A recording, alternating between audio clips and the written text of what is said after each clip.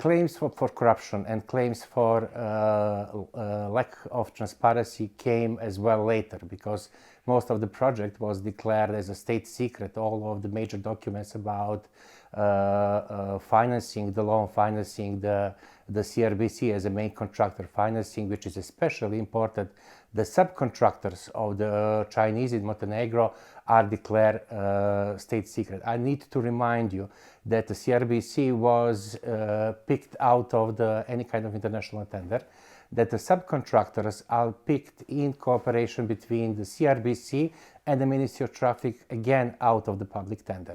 The original contract with CRBC was saying that at least 30% of the overall works should go to the local subcontractors.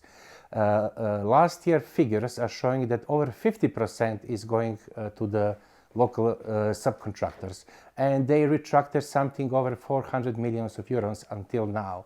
And one must say that it's good for local economy, it's good for distribution of wealth, but when you see the list of subcontractors, you can see that just a couple of companies which are allegedly connected to the previous government of Montenegro, to the current president of the country. And when you add the extreme lack of transparency to this deal, you can, or one can, actually suspect that there was a corruption. All the benefits that CRBC received, like no VAT or no taxes on labor or no customs on imported goods, was also applied to the subcontractors with absolutely no control. And another thing which is quite troublesome, and it will be very hard after 5 years to prove anything, is that CRBC got free concessions on the stone and everything which was excavated to be reused in the highway. Basically, there was no government oversight on how much material was used and reused on the highway. There was a huge opportunity for corruption. There was a huge opportunity for abusing the benefits under the contract, especially when we are talking about the subcontractors. Subcontractors are the companies which are well known in Montenegro. They have other projects in Montenegro. They have other international projects in Montenegro, and there is basically no control whether some dredger or truck is, I don't know, in the morning used on the highway, but on the afternoon is used on some private project without VAT, without import tax or anything else. So there was a huge gap for any kind of abuse, and we saw from the experiences of the CRBC in other countries, but also this amount of the loan and the works, even in the countries which have more rule of law than Montenegro, that this scale of projects are usually go either with huge suspicions of corruption or in some cases even proven corruption of the high-level public officials. There was no public procurement procedures for the subcontractors.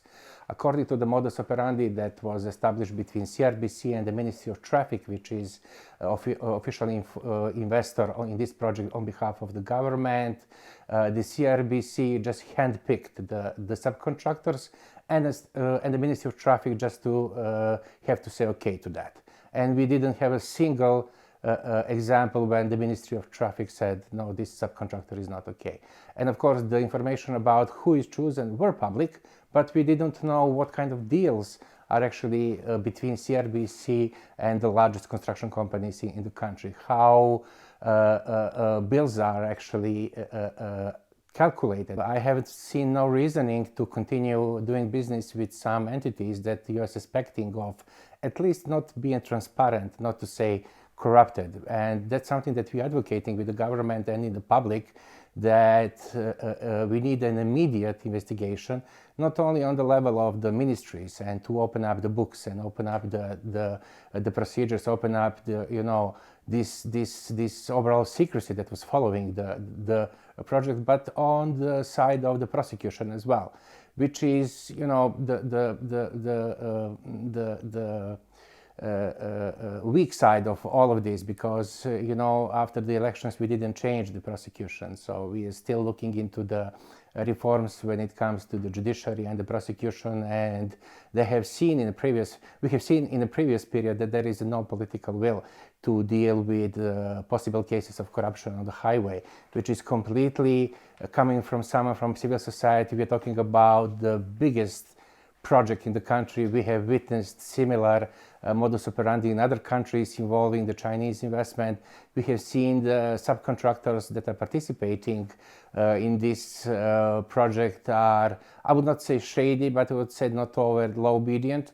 And there was no incentive on the side of the prosecutor office to do any kind of ex officio investigation without anyone telling him to do so. So I'm not optimistic if you're asking me whether something will happen in the future period. We will need more political will in order to move forward with the investigation. We will need to sort out this huge debt that we have towards Chinese. It will not be comfortable for the Montenegro to engage in any kind of investigation with the Chinese and at the same time being like the largest debtor in the country, which is putting Montenegro is in a position that it cannot decide freely if there was a corruption or not, that because there always be some other alternative interest not to proceed with that. We spoke a lot about that kind of dependency from the China, not only in terms of the hard numbers and the figures and the fact that we are this year paying like 60 million euros, the first installment of the law, and it will be many more to come. But that kind of dependency, which is auto censorship on the Montenegrin institutions against the Chinese companies, because it will be unfair to say that if there were a corruption, that it's only on the Montenegrin side, because it takes two to tango when it comes to corruption. I think that we have over the decades created a fertile soil for investors to come and to expect some kind of benefits for their investment. And it's completely okay when it comes to the motivation of the investor to gain profit, and it's completely legitimate. But when you have weak public control or weak institutional control, how those benefits are actually used or misused, and then you have the corruption and the suspicions that not everything was in line with the law. All the reports that were sent from CRBC to the management unit in the Ministry of Traffic, they are all declared as state secret. We have 3 state commissions that are following the design of the project, that are following the execution, and the third are following the other issues that are related to the highway. Members of those commissions swore and they have to sign an NDA not to disclose any kind of information, and all of their reports are proactively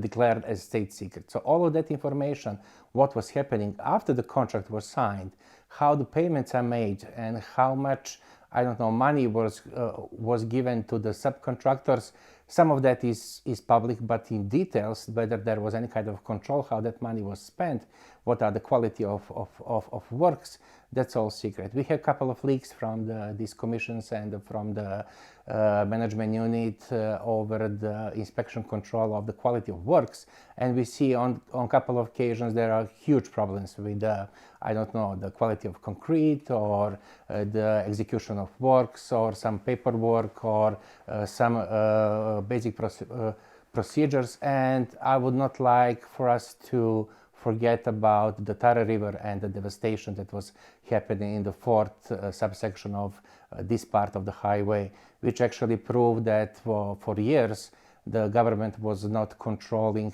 how the construction sites are actually managed, which resulted in, for some parts, irreversible devastation on the UNESCO protected site of the Tara River. What we have is suspicions, which is based on the very, very organized effort of the state institutions to conceal key information that might lead to a conclusion that there is corruption, and a very organized effort to suspend any kind of civic control over the overall project. And I would not say they're doing that because they are bored. I think that they're doing that quite intentionally, having the track record of 2 things. One is how civil society are keen and capable to disclose corruption when they have information.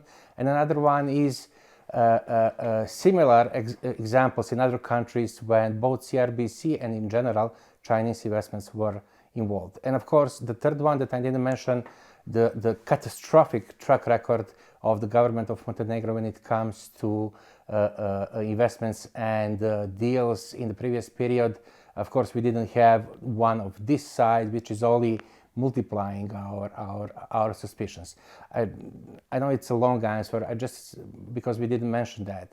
It turned out after 4 years of construction that the previous Minister of Traffic didn't include the additional funds that were supposed to be paid by Montenegro citizens for the electrification and the water supply of the highway and the bypass, which is connecting Podgorica to the highway. And it turns out that we need, as a taxpayer, to take another loans, which is something close to 100 million euros, and which is making this, kilometer of highway one of the most expensive in Europe, if not in the world.